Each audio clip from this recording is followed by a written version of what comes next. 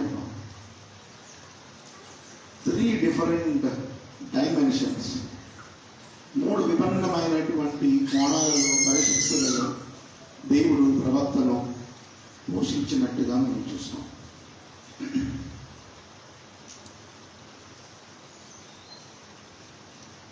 ఈ ప్రవక్త పేరు మనకందరికీ తెలుసు కాబట్టి నేను ఎక్కువగా పేరు చెప్పటం లేదు. ఏలియా.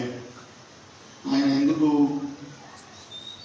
ఏ రీతిగా దేవుని ద్వారా ఎన్నుకోబడ్డాడు, ఏ రీతిగా దేవుని పరిచర్యలో నిబద్ధత కలిగిన వ్యక్తిగా ఉన్నాడు అన్నది మనకందరికీ తెలుసు. ఈ పర్టిక్యులర్ కాంటెక్స్ట్లో ఈ చదవబడినటువంటి 17వ అధ్యాయంలో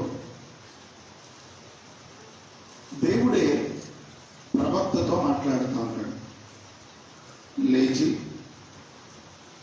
నేను చూపించే ప్రదేశానికి నువ్వు వెళ్ళు. లేచి నేను చూపించే ప్రదేశానికి నువ్వు వెళ్ళు. నేను అక్కడ ఆల్రెడీ ఒక విధవరాల్ని నిన్ను పోషించడం కొరకు సిద్ధపరిచి వచ్చాను. God has a specific plan. ఒక ప్రత్యేకమైనటువంటి ప్రణాళిక దేవునికి ఏలియా ప్రవక్త జీవితంలో ఉంది అన్నది ఈ భాగాన్ని బట్టి మనం అర్థం చేసుకోగలం. 3 ఆజ్ఞలు దేవుడు ఏలియాకు చేస్తా ఉన్నాడు. లెమ్ము, నేను చూపించేటువంటి సారేపతుకు వెళ్ళము, అక్కడే ఉండు, ఇంకెక్కడికి కదలొద్దు, అక్కడే ఉండు. నువ్వు వెళ్ళబోతున్నటువంటి ప్రాంతం పరిస్థితులు అన్నీ కూడా కరువు కాటకాలతో ఉన్నాయి. మనం ఆ పరిస్థితిని చూడగలిగితే ఆయన వెళ్ళిన తర్వాత విధవరాలు ఏలియాతో మాట్లాడుతున్నటువంటి సందర్భంలో కూడా మనం చూస్తాం. పట్టెడు పిండి, గుడ్డిలో కొంచెము నూనె, వాటితో రొట్టెలు చేసుకుని మేము తిని చనిపోవడానికి సిద్ధపడుతూ పుల్లలు ఏరుకోవడానికి వచ్చామని చెప్పారు. అంటే దాని అర్థం ఏంటి? ఏమీ లేనటువంటి పరిస్థితి. ఆమె దగ్గరే కాదు, ఎవరి దగ్గర ఏమీ లేనటువంటి పరిస్థితి. దేవుడు ఎవరిని ఎన్నుకున్నాడు? నేను చాలా జాగ్రత్తగా మీరు ఆలోచన చేయాలి. విధవరాలు. సమాజంలో విధవరాలి స్థానం ఏంటి? సమాజంలో విధవరాలి స్థానం ఏంటి? బాధాకరమైనటువంటి పరిస్థితులు. మన ప్రయాణమై వెళ్తా ఉంటే ఒక విధవరాలు ఎదురు వస్తే ప్రయాణాన్ని క్యాన్సల్ చేసుకునేటువంటి పరిస్థితి. సూటి ప్రశ్న,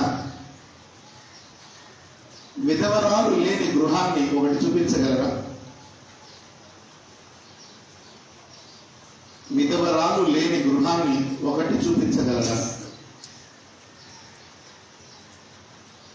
ప్రతి గృహంలో విధవరాలు ఉంటుంది. విధవరాలు ఉండకుండా ఏ గృహం లేదు. విధవరాలు ఉన్నప్పుడు గృహం ఆశీర్వదించబడుతూ ఉంటే, అదే విధవరాలు ప్రార్థన చేస్తూ ఉంటే పిల్లలు వర్ధిల్లుతూ ఉంటే, అదే విధవరాలు మనకు ఎదురైతే మనం ఎందుకు ఆ విధవరాలను చూసి ముఖం చాటేసుకొని పక్కకి వెళ్ళిపోతాం? శుభశకునం కాదు. విధవరాలు ఎదురొచ్చినా శుభశకునం కాదు, నల్ల పిల్లి ఎదురొచ్చినా శుభశకునం కాదు. ఇంకా చాలా ఉన్నాయి లిస్టు. అవన్నీ చెప్పదలుచుకోలేదు. ఇప్పుడు విధవరాల గురించే ఉంది కాబట్టి నేను విధవరాల గురించే మాట్లాడాలనుకుంటున్నాను. బైబిల్లో రాయబడినటువంటి మాట, దేవాది దేవుడే స్పష్టంగా మాట్లాడు, నేను విధవరాలి పక్షాన వ్యాఖ్యం ఆడుతాను. అంటే he want to stand with the widow. దేవుడు విధవరాలి పక్షాన్ని నిలబడతా అంటా ఉన్నాడు. మరి అలాంటి విధవరాలకి సమాజం ఇస్తున్నటువంటి గౌరవం ఏంటి?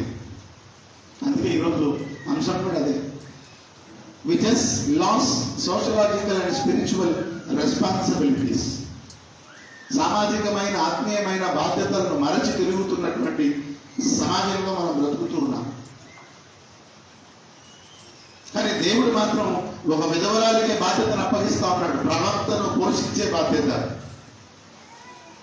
సమాజం ద్వారా వెలివేయబడుతున్నటువంటి ఆ విధవరాలకు సమాజాన్ని ఒక సరైన మార్గంలో నిర్దేశించి బోధించగలిగే ప్రవక్తను పోషించే బాధ్యత అదే విధవరాలకు దేవుడు అప్పగిస్తున్నాడు. చూడండి, సమాజము ద్వారా తృణీకరింపబడుతున్న దేవుని దృష్టిలో హెచ్చింపబడిన విధవరాలు. మీరు బాగా బైబిల్ చదవగలిగినట్లయితే, చదివే అనుభవం ఉన్న వాళ్ళైతే కినా, యేసుక్రీస్తు ప్రభుల వారు దేవాలయంలో కూర్చొని కానుకలు వేస్తున్నప్పుడు అందరినీ గమనిస్తూ ఒక మాట చెప్తాడు. మీ అందరికంటే ఆమె ఎక్కువ వేసింది. ఆమె ఎవరి గురించి చేసి మాట్లాడడం మీకు తెలుసు. ఆ బీద విధవరాలు ఆమె కూడా ఏమేసిందంట? 2 కాసులు. 2 కాసులు చాలా తక్కువ. అందులో 1000 రూపాయలు వేసిన వాళ్ళు ఉన్నారు. కానీ వాళ్ళకంటే యేసుక్రీస్తు ప్రభుల వారు ఎవరిని అప్రిషియేట్ చేశారంటే బీద విధవరాలు 2 కాసులు. జీవనం అంతా వేసింది. క్రీస్తునందు ప్రియమైన వాళ్ళరా, ఇది మనం ఆలోచన చేయాలి. విధవరాలని గౌరవించే సమాజం ఎప్పుడు మొదలవుతుందో అప్పుడు దేవుని రాజ్య విలువలు పెంచబడతాయి. దేవుని రాజ్యం నిజంగా లోకంలో స్థాపించబడటానికి శ్రీకారం చుట్టింది అని ఇది నాకు జ్ఞాపకం చేస్తా ఉన్నాను.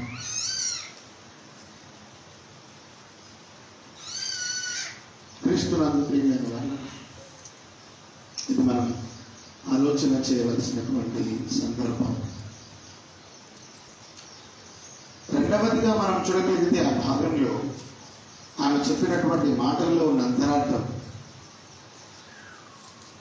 ఎవ్రీథింగ్ ఇస్ ఓవర్, అంతా అయిపోయింది. కరువుతో ప్రతి కుటుంబం విలవిలలాడుతూ ఉంది. ఈ క్లిష్టమైన పరిస్థితులలో నువ్వు వచ్చి నన్ను సతాయిస్తున్నావే, ముందు నాకు ఒక అప్పం తీసుకొని రా. మీరు తిని తమ్మని చెప్పలే, ముందు నాకు ఒక అప్పం తీసుకొని. అంటే ఆమె విశ్వాసాన్ని పరీక్షిస్తున్నటువంటి ప్రవక్త.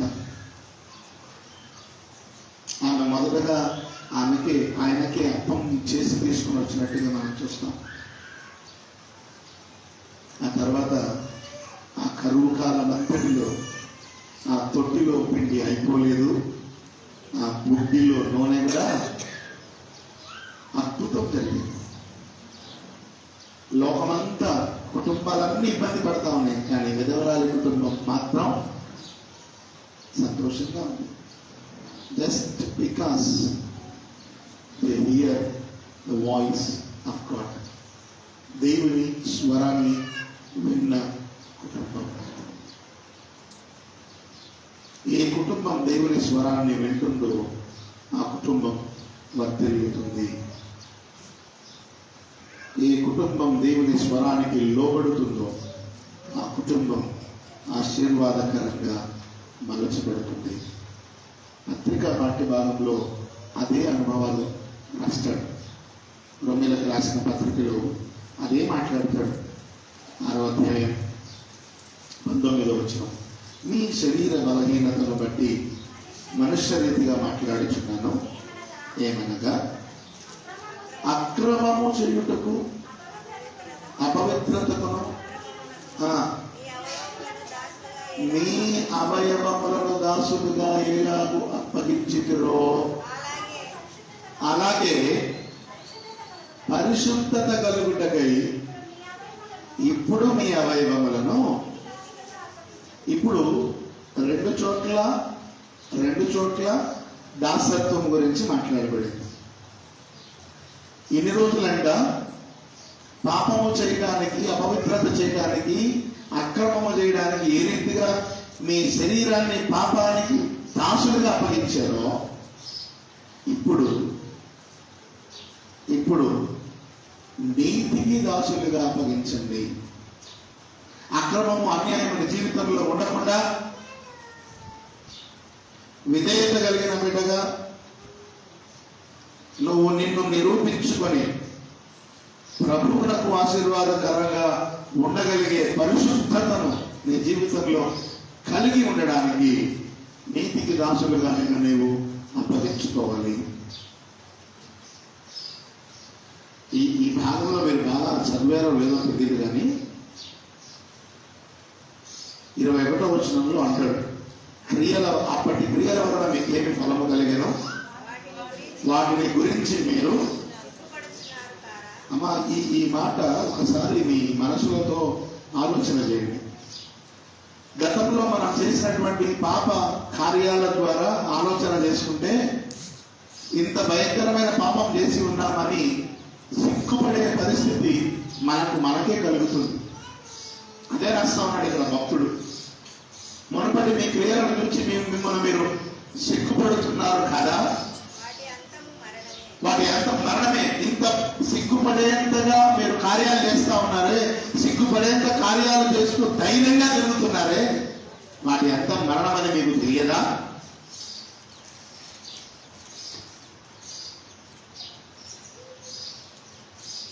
చేస్తూ ఉన్న కార్యాలన్నీ తల వచ్చుకొని చేసేటువంటి కార్యాలు, కానీ తలెత్తుకొని తిరుగుతూ ఉన్నాం.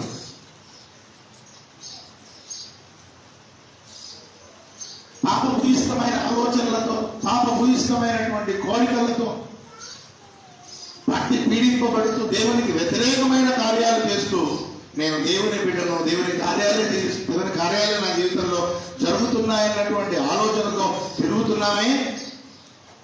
వాటిని ఆలోచించుకుంటే మనకు సిగ్గు కలుగుతుందో లేదో అన్న ఆలోచన ఈ దినాన్ని మనం ప్రశ్నించుకోవాలని దేవుడు స్పష్టంగా మాట్లాడుతున్నాడు. పాప దాస్యం మరణ ప్రాప్తం. నువ్వు నిజంగా పాపములోనే ఉన్నట్లయితే ఖచ్చితంగా మరణం మన జీవితానికి ప్రాప్తిస్తుంది.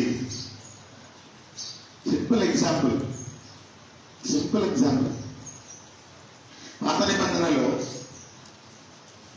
అత్యధికమైనటువంటి సంవత్సరాలు బ్రతికినటువంటి వ్యక్తి ఎన్ని సంవత్సరాలు బ్రతికాడు? చూశారు, ఆ పేరు బాగా చెప్పినారు, వెరీ గుడ్. ఎన్ని సంవత్సరాలు బ్రతికాడు? ఇది ప్రశ్న, నాకు జవాబు వచ్చే వారం చెప్పాలి. 949 జవాబు కూడా వచ్చింది. ఎన్ని సంవత్సరాలు? 6వ అధ్యాయం దగ్గరికి రండి. 6వ అధ్యాయంలో, అదే ఆదికాండం 6వ అధ్యాయంలో 969 ఏళ్ళు బ్రతికిన మానవుడు ఎన్ని సంవత్సరాలు పడిపోయినాడు? 6వ అధ్యాయంలోకి వస్తే 120 సంవత్సరాలు. ఎన్ని సంవత్సరాలు? 969 ఎక్కడ, 120 ఎక్కడ? దావీదు కీర్తనలోకి వస్తే దావీదు మహారాజు అంటాడు, మానవుని ఆయుష్ 70 సంవత్సరములు, అధిక బలం ఉన్నాయి కదా. 120 నుంచి అడిగిస్తున్నారు.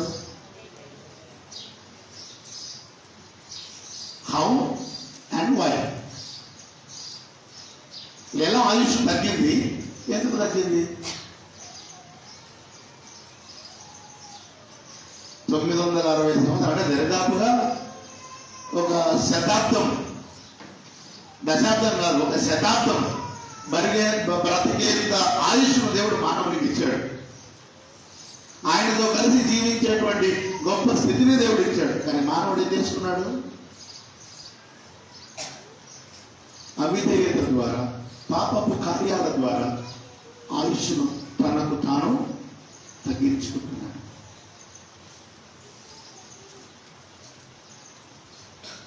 క్రీస్తునందు ప్రియమైన వాళ్ళరా, మీరు ఆలోచన చేయాలా.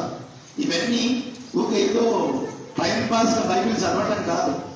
మనం ఆలోచన చేసి మన జీవితాన్ని నిర్మించుకోవడానికి, బుద్ధి కలుగుటకు దేవుడు ఆత్మావేశం ద్వారా మన కొరకు రచించినటువంటి వచనాలు ఇవన్నీ, భాగాలు ఇవన్నీ. ఇవన్నీ ఏదో చదువుకొని మామూలుగా చదువుతున్నాం అనే ఆలోచనతో ఉండకూడదు. ఎందుకొరకు మన ఆయుష్ తగ్గింది? కారణం ఏంటి? ఎందుకే? పాప దాస్యం మరణ ప్రాప్తం. పాపానికి దాసులముగా ఉన్నాము కనుక మరణం అతి త్వరగా మనకు సమీపిస్తూ ఉంది. హిందూ మత గ్రంథాల్లో రాయబడినటువంటి మాట, పాపియా చిరాయువహ. పాపం చేసే కొద్ది ఆయుష్ పెరుగుతుందంట. కానీ అకార్డింగ్ టు ది బైబిల్ పాపం చేస్తే మరణానికి దగ్గర అయిపోతాం. Quite opposite.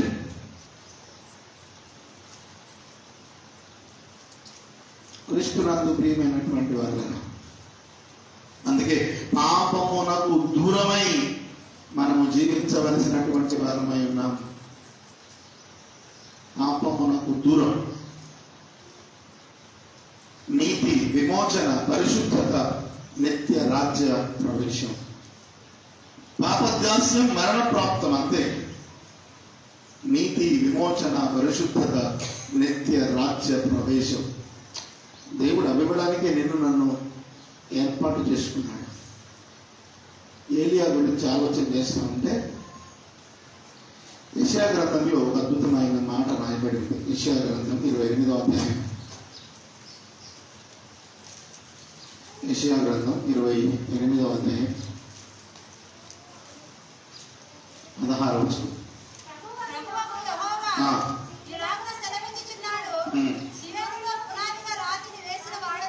నేనే అది పరిశోధింపబడిన రాయి, అమూల్యమైన తలరాయి, బహు స్థిరమైన పునాది అయిన మూలరాయి అయినది. విశ్వసించువాడు వెరీ గుడ్. ఏలియా 3 సార్లు విపత్కరమైన పరిస్థితుల్లోకి నెట్టివేయబడ్డాడు. అయినా ఆయన విశ్వసించాడు కనుక ఆయన జీవితంలో కలవరపాటు లేదు. మనం చిన్న చిన్న వాటికి భయపడతా ఉంటాం. చిన్న చిన్న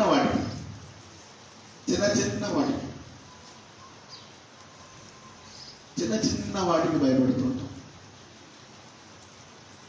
ధైర్యంగా మన మనస్సును, మన హృదయాన్ని, మన జీవితాన్ని నిలుపుకునేటువంటి స్థితి మనకు లేదు. చిన్న చిన్న వాటికి భయపడుతుంటాం. ఇంక్లూడింగ్ మీ, నేను కూడా. నేను అతీతంగా అందరం ఏ చిన్నది కూడా మన మనసును ధైర్యంగా నిలబెట్టేటువంటి పరిస్థితి లేదు. ప్రతి చిన్న వాటికి మనము లొంగిపోయి పడిపోయి దేవునికి దూరం అయిపోతా ఉన్నాం. కానీ ఏలియా కలవరపడలేదు కనుకనే ప్రతి పరిస్థితుల్లో నిలబడ్డాడు. కలవరపడని హృదయం నాకివ్వు దేవా అని అడగగలిగిన స్థితి క్రైస్తవునికి ఉండాలి. మన వ్యవహారం ఎట్లుంటుంది అంటే, గుడంకాయలు దొంగ ఎవరు అని అంటే భుజాలు తడుముకుంటాం. ప్రతి చిన్నదానికి భయపడతాం. ప్రతి చిన్నదానికి నేనేనేమో అన్న ఆలోచనలకు వచ్చేస్తాం. నువ్వు కాదేమో, నువ్వే అన్న ఆలోచనలోకి ఎందుకు వస్తావు? నువ్వు కాదేమో. మన జీవిత విధానాన్ని మార్చుకోవాలి. పాప దాస్యంలో నుంచి బయటికి రావాలి. పాప దాస్యంలో నుంచి ఎప్పుడైతే మనం బయటికి వస్తామో మనం మరణాన్ని జయించిన వారముగా ఉంటాం. ఎందుకంటే మరణాన్ని జయించిన దేవుడు మన దేవుడు. Is not ordinary God. మరణాన్ని జయించిన దేవుడు, పునరుత్థాన బలాన్ని ఇచ్చినటువంటి దేవుడు. క్రీస్తునందు ప్రియమైన వాళ్ళు, ఇది మీరు జ్ఞాపకం చేయాలి. అందుకే నేను మళ్ళొకసారి జ్ఞాపకం చేస్తా ఉన్నాను. Christian liberation is not licence. చాలా మంది లైసెన్స్ ఉంటే ధైర్యంగా రోడ్డు మీద బండ్లు నడుపుతారు. క్రైస్తవులు కూడా బాప్తిస్మం తీసుకుంటే నేను క్రైస్తవుని అయిపోయినా నాకు పరలోకం ఉందన్న భ్రమలో బతుకుతున్నారు. మీ గూప పగిలే రోజు దగ్గరకు వస్తుంది, జాగ్రత్త. మీరు అనుకుంటున్నారేమో క్రిస్టియన్ లిబరేషన్ ఇస్ లైసెన్స్ అని. Christian liberation is not licence. దేవుడు నిన్ను విమోచించినది దేవుడి కొరకు బ్రతకడానికి, నీ ఇష్టానుసారంగా బ్రతకడానికి కాదు. But it is a service of love motivated by Christ. క్రీస్తు ద్వారా నిన్ను నువ్వు పునర్నిర్మించుకొని ప్రభు ప్రేమ ఈ లోకానికి పరిచయం చేయడానికి నువ్వు ఆయన సారూప్యంలోకి మార్చబడ్డావని జ్ఞాపకం చేసుకో. అంతే తప్ప నేను క్రైస్తవుని, నా వ్యవహారం చూడు అని రొమ్ము చూసుకొని తిరగాలి. పైకి పోయిన తర్వాత తంతే దొమ్మలు కుళ్ళుతాయి, జాగ్రత్త. మీరు కూడా అంటారు కదా, తంతే దొమ్మలు కుళ్ళుతాయి రాని. పైకి పోయినాక తంతాడు. దొమ్మలే కాదు, శరీరంలోని అవయవాలన్నీ కుళ్ళిపోతాయి ఆ దెబ్బకు. ఈ లోకంలో నువ్వు ఎంత నమ్మకంగా ప్రభువు కొరకు బ్రతుకుతావో ఆ లోకంలో అంత గొప్పగా నివాసం ఆశీర్వదించబడతావు. బైబిల్లోనే రాయబడి ఉంది. నీ కాలు ఒకవేళ నీ పరలోకంకు పోవడానికి అవరోధంగా ఉంటే దాన్ని తీసేసుకో. కాలు కలిగి ఈ లోకంలో జీవించుట కంటే కాలు లేకుండా పరలోకంలో నివసించుట మేలు. నీ కన్ను ఒకవేళ అభ్యంతరకరంగా ఉంటే కన్ను పెరిగి పడే. కన్ను ఉండి లోకంలో ఉండడం కంటే కన్ను లేకుండా పరలోకంలో ఉండడం కష్టం. నీ జీవితంలో ఏది దేవునికి అభ్యంతరకరంగా ఉందో దాన్ని జీవితం నుంచి తీసేసుకోవాలి. ఇంకా అది మన జీవితంలో పెట్టుకొని నేను దేవుని బిడ్డనన్న ఆలోచనతో ఉన్నావు అని అంటే నీకంటే ద్రోహి ఇంకొకరు క్రీస్తుకు లేరు అని జ్ఞాపకం చేస్తున్నాం. మనం కూడా చాలా మంది అంటూ ఉంటారు కదా, నమ్మించి గొంతు కోసినాడు బాబు వాడు నాకని. నువ్వు కూడా ప్రభువును నమ్మించి గొంతు కోస్తా ఉన్నావు అంతే. నేను ప్రభు బిడ్డను క్రైస్తవుని అని చెప్పుకుంటూ క్రీస్తును మరలా సిలువ వేస్తూనే ఉన్నాం. అందుకే దేవుడు ఇది నేను మాట్లాడుతున్నాను. We must know that we are under grace, not under punishment. కృప కింద ఉన్నాం కాబట్టి మన పప్పులు ఉడుకుతున్నాయి.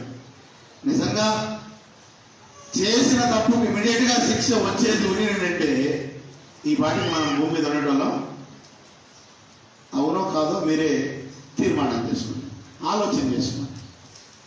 పాత నిబంధన పాఠ్య భాగంలో ఉన్నట్టుగా ఒకవేళ శిక్ష ఇమ్మీడియట్ గా వచ్చేది ఉండిందంటే ఈ పాటికి మనం ఉండటమో కాదో మనకే తెలుసు. నిర్గమకాండ చరిత్రలో 40 సంవత్సరాల ప్రయాణంలో ఏం జరిగిందో కూడా తెలుసు. 6 లక్షల కాలుబలంతో బయలుదేరిన వారు ఎంతమంది పోయినారు?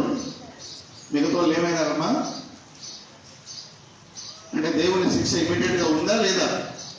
అప్పటి మాత్రం ఒకవేళ ఇప్పుడు శిక్ష ఉండిందంటే మన పరిస్థితి ఏంది?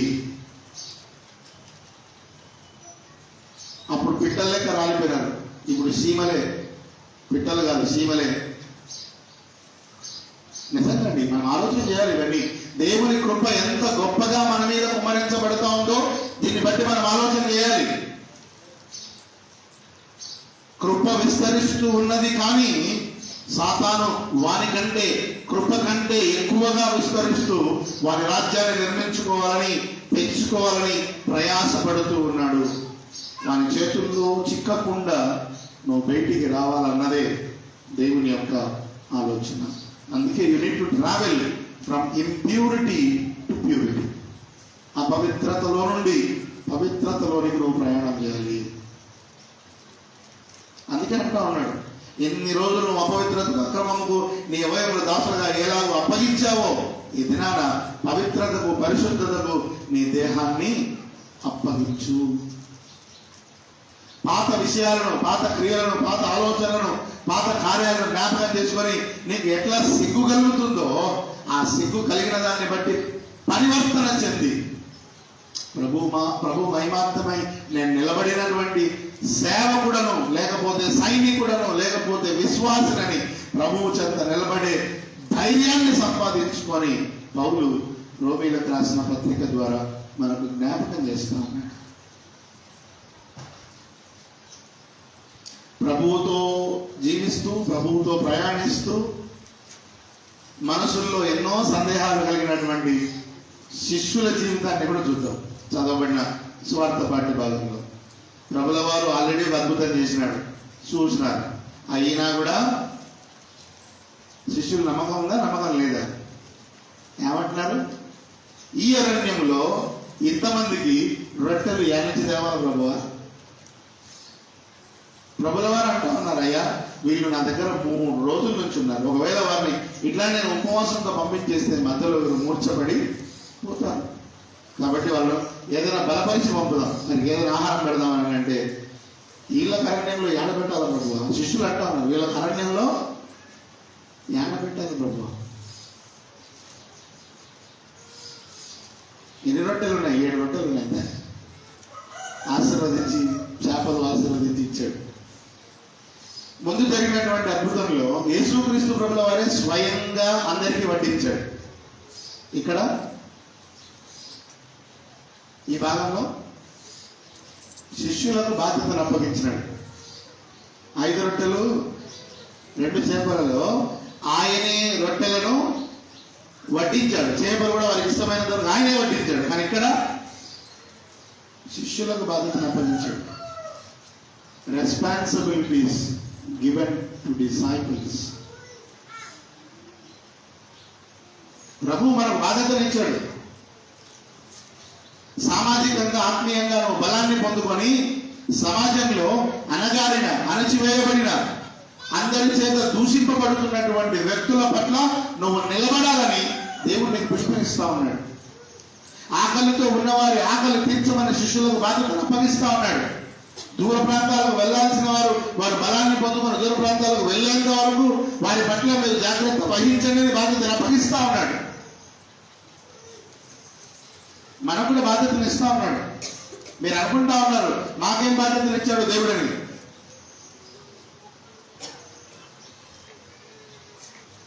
మా సంఘం పాత సంఘం అని చెప్పగలుగుతున్నారే, మన సంఘం చుట్టూ ఉన్నటువంటి గ్రామాలు, ఎన్ని గ్రామాలు ప్రభువు కొరకు మలచబడ్డాయి. తల్లి సంఘం, ఆది సంఘం అనుకుంటా ఉన్నాం కదా. మరి ఈ ఆది సంఘం నిర్మించబడినటువంటి ఈ గ్రామంలో ఎంతమంది నిజమైనటువంటి క్రైస్తవులు ఉన్నారు? ప్రభు రాకడ వస్తే ఎంతమంది నిజంగా పరలోకానికి ఎత్తబడతారు? These are all the questions. ఇవన్నీ ప్రశ్నలే.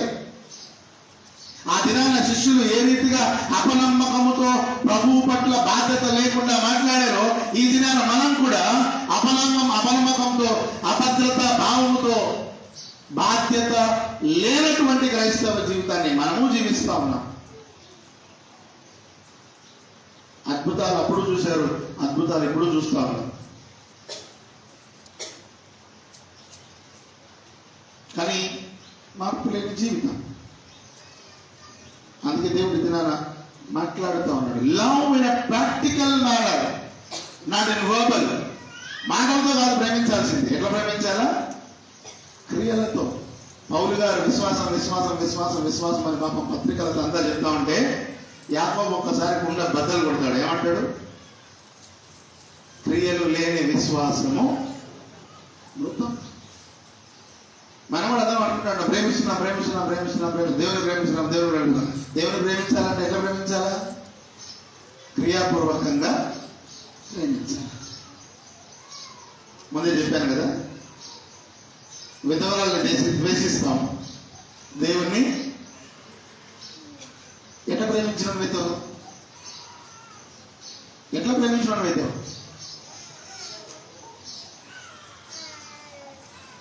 నీ సొంత కుటుంబంలో ఉన్నటువంటి వాళ్ళనే నువ్వు ప్రేమించలేకపోతే, నీ సొంత గ్రామంలో ఉన్న వాళ్ళని నువ్వు ప్రేమించలేకపోతే, how can you love your god? ఎలా నువ్వు దేవుడిని ప్రేమించగలవు?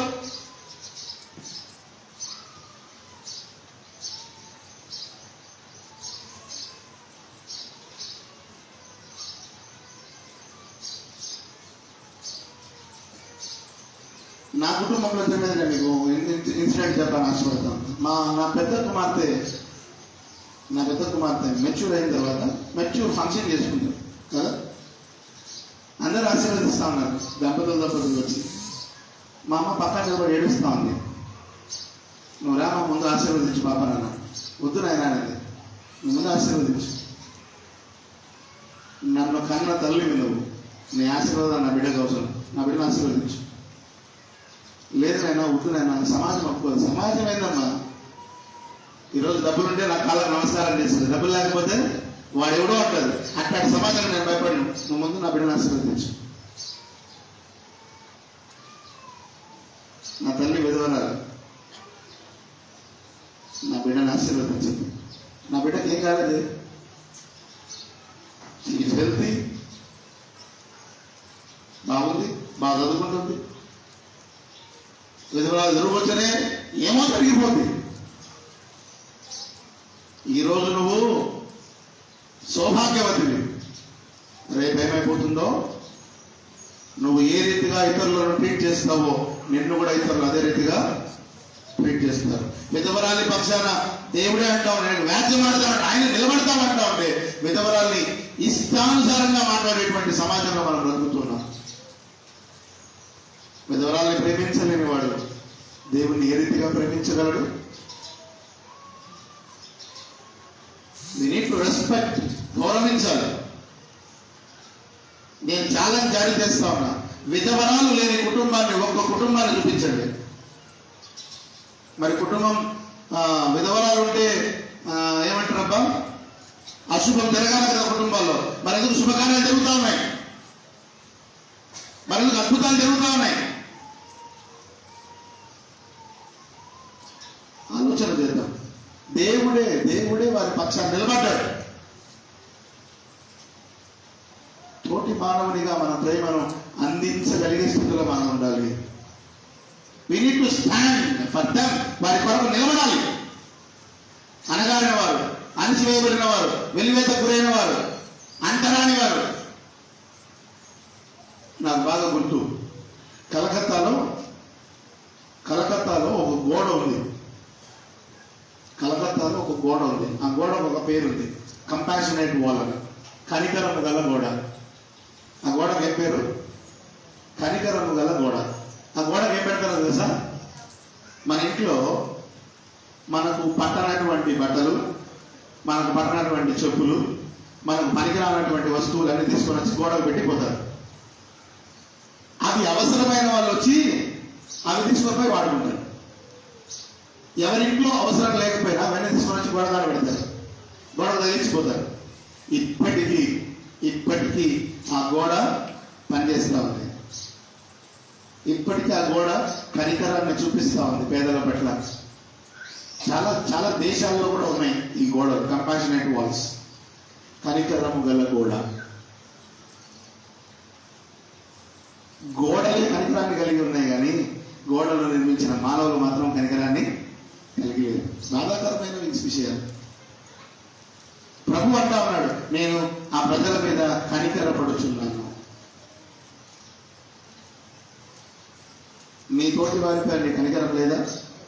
నీ తోటి వారిపై నీకు కన్సర్న్ లేదా? ప్రేమ లేదా?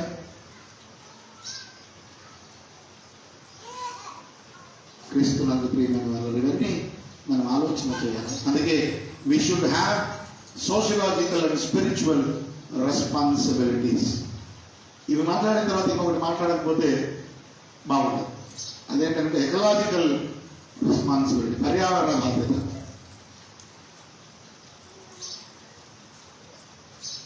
వాతావరణం ఎందుకు అనూహ్యంగా మార్పులు చెందుతూ ఉంది? వాతావరణం ఎందుకు అనూహ్యంగా మార్పులు చెందుతూ ఉంది? పర్యావరణ కాలుష్యం పెరిగిపోతుంది.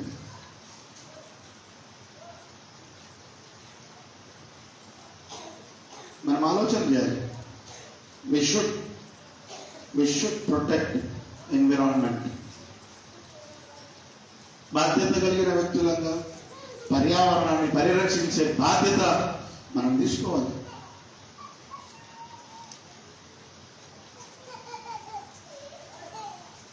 మనల్ని మోయడానికి కట్టెలు కావాలి, మనల్ని మోయడానికి కూడా కట్టెలు కావాలి. బ్రతికి ఉన్న జీవితకాలం అంతా అదే చెట్ల నుంచి వచ్చే ఆక్సిజన్తో బతకాలి. కానీ మొక్కలు మాత్రం పెంచాం.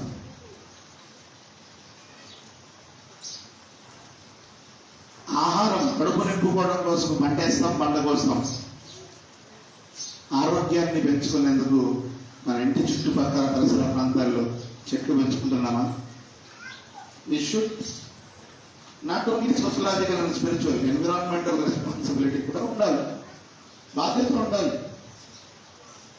We should protect the environment. ప్రకృతిని కాపాడే బాధ్యత. ఎందుకంటే దేవుడు అన్నాడు, భూమిని నిండించండి, దాన్ని లోపరుచుకోండి. భూమి మన ఆధీనంలో ఉండాలి, మన ఆధీనంలో ఉండేటట్టు దాన్ని పెంచుకోవాలి. దాని ఆధీనంలో మనం పోకూడదు. ఇప్పుడు దాని ఆధీనంలో మనం పోయినాం, ఆల్రెడీ వెళ్ళిపోయినాం. అది ఏ విధమైన సీజన్ ఇస్తే అది అనుభవిస్తున్నాం. ఎండాకాలం వర్షాలు పడుతున్నాయి, వర్షాకాలం ఎండలు మారుతున్నాయి. అసలు వర్షాకాలంలో సూర్యుని చాలా తక్కువ చూసేవాళ్ళం. 10-15 రోజులు 10-15 ఏళ్ల క్రితం తక్కువ తక్కువ చూసేవాళ్ళం, తక్కువ రోజులు. ఇప్పుడు వర్షాకాలము రాత్రంతా వర్షం పడుతుంది, పొద్దునంతా ఎండ వాంతి పడేస్తుంది. చాలా మార్పులు, వాతావరణంలో చాలా మార్పులు చోటు చేస్తున్నాయి. కారణం ఎవరు అంటే మనమే. We're not protecting environment. ఆలోచన చేద్దాం. ఇవన్నీ కూడా మనం ఆలోచన చేయవలసినటువంటి అవసరత ఉంది. ఆలోచన చేయాలి, ఆలోచన చేసి అడుగులు వేయాల్సినటువంటి అవసరత ఉంది. ఉన్నవి ప్రభువుకు అప్పగిస్తే అద్భుతాలు మన జీవితంలో మనం చూస్తాం.